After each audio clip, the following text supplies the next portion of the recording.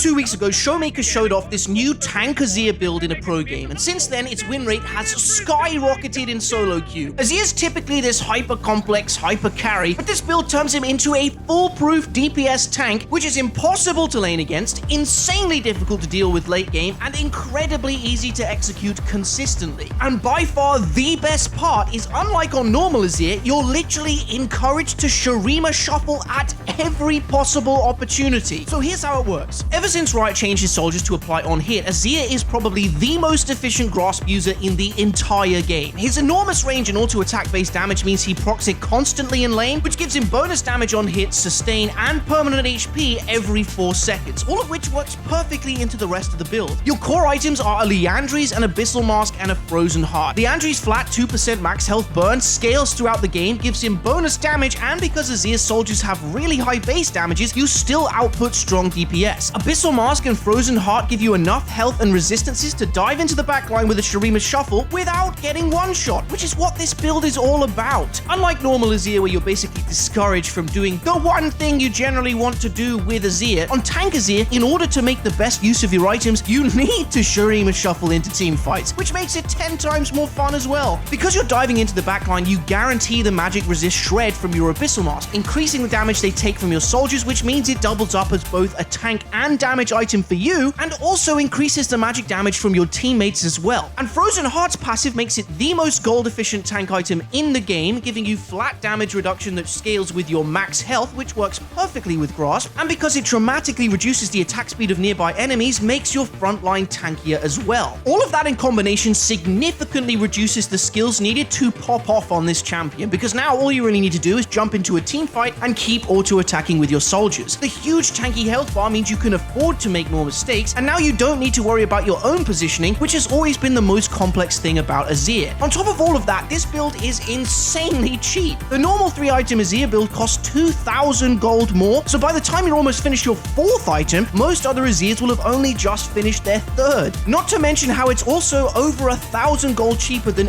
every other normal 3-item build by common mid laners, which makes the build easy to execute, more accessible, less punishing, better for your team, and more consistent. What more could you want for solo queue? For runes, we've already mentioned Grasp, and since you're collecting HP with it and building a lot of health, Demolish gets you plates and towers in the side lane, speeding up the time it takes to get an already cheap build. You take Second Wind against Poke lane opponents or Bone Plating against bursty champs to pretty much guarantee free trades in lane, and Overgrowth gets you an additional 200 HP for free. For the secondary tree, you actually have a couple of options. Absolute Focus really takes advantage of your increased health bar and the resistances you have, plus Gathering Storm makes up for a lot of the AP you're not getting through the tanky build. And even though these do have the highest win rate, they also leave you without any mana restoration, which can become an issue in lane. Taking Presence of Mind and Legend Alacrity makes laning and last hitting a lot easier, making your gameplay more consistent. But ultimately, it is a choice between the highest damage output and the more abusive lane. Which one do you want to be? A late game monster or an impossible lane opponent? Start the game with a Doran's Ring and some pots, and at level 1 you just want to push the wave with your soldiers and create a zone around the minions your laners can't enter, and once you get your Q second, you can start the Grasp Collection minigame. Grasp technically doesn't have a cooldown, which is what makes it so strong for Azir, but it does have a 4-second downtime in between procs whilst it's charging up. Your early laning is all about optimizing Grasp procs, so you almost exclusively want to save your Q for the moments where your hands glow green and you're good to go for another free trade. That is until you level up Shifting Sands. This really turns Azir from decent trader into unfair laner. The mobility it gives you in combination with the shuffle means you can push and abuse your lane constantly, racking up those Grasp procs, and have the tower-to-tower mobility to escape when ganked. But at level 3 in most matchups, you're going to want to put another point in your W because it gives you so much more trading threat and better pushing power, hence you max W first, then Conquering Sands, and finally your E. Throughout the rest of the early game, you just want to abuse your range as you push, giving you both poking opportunities and constant priority to help your jungler in skirmishes. Your range is so enormously ridiculous that you can auto-attack, get Grasp procs, and zone your opponent away from their own minions, even when they're under their own towers. And if the enemy support roams up or a jungler ganks, you can shuffle your way to safety like it's nothing, and your tankiness adds even more difficulty to punishing your perma pushes. Team fighting is also a bit of a breeze. You have large enough DPS with your base damages and Liandry's that you can't be ignored. But you're so tanky, enemy assassins would be wasting spells if they tried bursting you, which also means you can be extremely aggressive with Shurima Shuffles. You don't have to wait for your team to arrive before before you capitalize on the perfect shuffle because you're tanky enough to wait for them to catch up, which turns you from this passive coin flip champion that's very reliant on items and teammates into an absolute monster proactive team fighter and side laner, 2v1ing and forcing fights on your own damn terms. Everything we've said so far makes it sound pretty simple and easy, but Tank Azir does have weaknesses you need to factor in.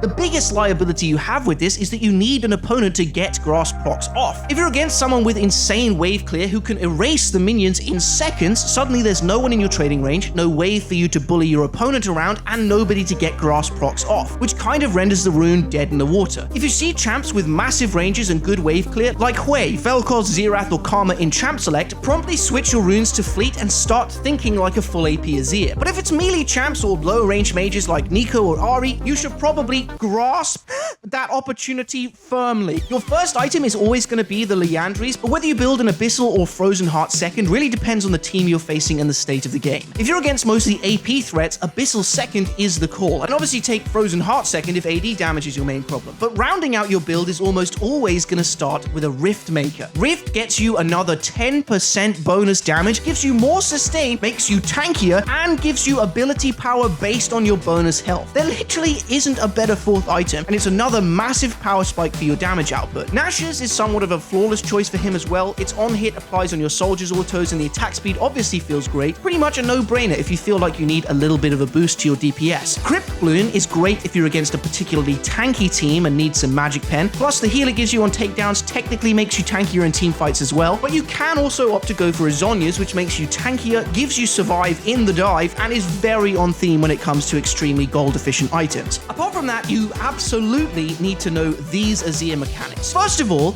using your E like a chump is actually a very strong trading tool in certain situations. If you run out of soldiers during a fight, you lose that trade plain and simple. So getting not only a decent sized shield, but also another soldier charge on collision with an enemy champ can genuinely turn a fight you'd otherwise lose. But the shuffle is 1,000,000% half the reason you play Azir. So let's go through it. First off, if you weren't 100% sure already, the shuffle is using your Q to reposition a soldier when you're already dashing toward it. The closer to the soldier you are, the more range you have to move it with your Q and the greater distance you travel. But you can extend that by using terrain. If you place a soldier down past the middle of the wall, it'll spawn past your normal cast range. And if you move a soldier past the middle of the wall, it'll end up past the normal cast range of your Q as well, both of which allow you to travel a significantly greater distance and pull off some serious Shurima Shuffles. This mechanic is your bread and butter with this build, so it is definitely worth practicing. It's what allows you to get into fights late game, and more importantly, what allows you to escape them in lane. Emperor's Divide also has a much larger hitbox than you'd initially think and comes from very far behind you. If your opponent steps into this box in line with the furthest edge of the mid wall, you can ult them back under your tower, which is incredibly useful against melee champs like Aurelia or Sylas, who will constantly want to get on you early game. The Shurima Shuffle is pretty much the combination of these two mechanics. You use your shuffle to get close enough to a group of enemies that you can ult them back into your team whilst keeping your own safety behind Emperor's Divide. But by far the most famous variation of the Shurima Shuffle is the Revenant Shuffle. This one is much more difficult to pull off and far less reliable. As you're flying toward your soldier with your E, you Conquering Sands back to where you started and ult as you're flying there. The first problem is accidentally flying into your opponent, in which case you are going nowhere, but the most common problem is the ult just not going off or missing completely. Your Q has a short cast time during which you can't use your ult, and once it's finished you may have already flown past your target and ult thin air, or the game just didn't pick up your input because you were pressing it during the cast time, which also happens a lot. The only mechanic you really need to learn to do consistently is the shuffle, and everything else you should be using dynamically on the fly. Sometimes you'll need to space your enemies away from you, sometimes you'll want to yeet them back into your team, and making that choice is far easier when you're familiar with both mechanics involved. And that's pretty much it. We hope you enjoyed another weird and wonderfully unfair playstyle, and until next time, good luck